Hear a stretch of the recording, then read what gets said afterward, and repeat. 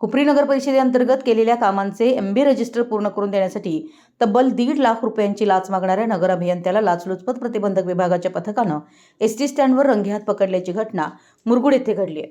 प्रदीप पांडुरंग देसाई वय 32 राहणार मेंचे खुर्द तालुका भुदरगड असं अटक केलेल्याचं नाव असून ते नगर परिषद मुरगुड येथे नगर अभियंता स्थापत्य पदावर कार्यरत आहे। या प्रकरणात 47 वर्षीय तक्रारदारानं 19 जानेवारी 2026 रोजी लाचलुचपत प्रतिबंधक विभागाकडे लेखी तक्रार केली होती। यातील तक्रारदार हा कॉन्ट्रॅक्टर असून त्यानं हुपरी नगर परिषदेअंतर्गत कामं पूर्ण केली आहेत। या कामाचे सुमारे 70 लाखाचं बिल निघणं बाकी आहे। संबंधित कामांचे एमबी रजिस्टर पूर्ण करून देण्याच्या मोबदल्यात आरोपी अभियंत्यानं एकूण 1,50,000 रुपयांची मागणी केली होती। यापूर्वी आरोपीनं 50,000 रुपये स्वीकारल्याचंही तक्रारीत नमूद आहे।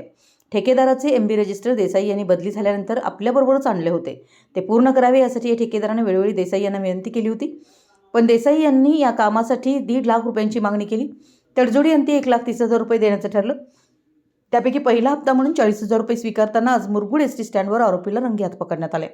आरोपीची अंगझडती व वाहन व कार्यालयाची झडती घेतली असून पंचांसमक्ष घेतली असून त्याचा मोबाईल तपासासाठी जप्त करण्यात आला आहे। या प्रकरणी मुरगुड पोलीस ठाण्यात भ्रष्टाचार प्रतिबंधक अधिनियमान्वये गुन्हा नोंदवण्याची प्रक्रिया सुरू असून पुढील तपास पोलीस निरीक्षक उज्ज्वला भडकमकर करतायत। ही सापळा कारवाई पोलीस निरीक्षक राजेंद्र सानप, सुधीर पाटील, संदीप काशीद, कृष्णा पाटील, प्रशांत दावणे यांच्या पथकानं यशस्वीरित्या पार पाडली आहे। स्टँडवर लावला सापळा। मुरगुड नगर परिषदेची इमारत एसटी स्टँडला लागूनच आहे। देसाई यांनी आपली 4 चाकी गाडी एसटी स्टँडच्या रिकाम्या जागेत लावली होती। तक्रारदारानं 5:15च्या सुमारास देसाई यांना आपण 40,000 रुपये घेऊन आलो होतं सांगितलं। त्यानंतर देसाई स्टँडवर आले। त्यांनी आपल्या गाडीचं दार उघडलं आणि त्यावेळी तक्रारदारानं आणलेली रक्कम गाडीत ठेवली।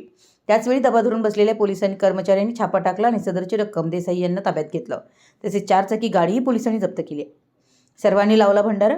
मुरगुडच्या एसटी स्टँडवर मोठी गर्दी होती। सापळा लावला याची जाणीव आरोपीला होऊ नये यासाठी कमालीची गुप्तता पाळण्यात आली होती।